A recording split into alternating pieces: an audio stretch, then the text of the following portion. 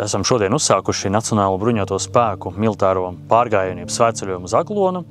Un sākums mums ir no Visagala kapsētas, kur apbedīts pulkvedis Oskars Kalpaks. Svētceļojums uz Aglonu tā ir tāda gan baznīcas tradīcija, katoļu baznīcas tradīcija, kad augusta pirmajā pusē svētceļnieki dodas uz Aglonas baziliku, un ceļā mēs pārdomāsim par karavīra vērtībām.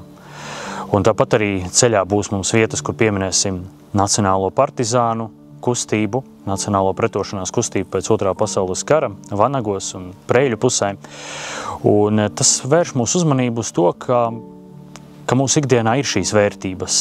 Viena no karavīra vērtībām ir pašaizliedzība. Pašaizliedzība tas ir, kad mēs attiecīgi upurējam savus intereses, savu ārtumu, izdevīgumu, pakārtojam savu egoismu vai savus spēkus uzdevuma un biedru dēļ.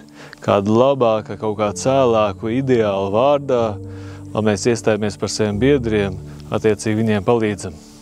Pašaizliedzība tas nozīmē to, ka mēs varam kādreiz uzņemamies papildus kādu pienākumu, kā palīdzam nest biedram smagu somu, lai viņš var iziet maršu līdz pat pašam galam. Tāpat arī, ka instruktors, viņš pašaizliedzīgi pamāca kādu citu pēc dienas beigām, ka viņš iegulda vairāk spēkus, enerģiju, savus resursus. Dienas te grūti izpildīt, ja karavīrs nav pašaizliedzīgs. Tāpat arī pārējās karavīra vērtības, kā drosme, mīlestība, uzticamība, cieņa un taisnīgums.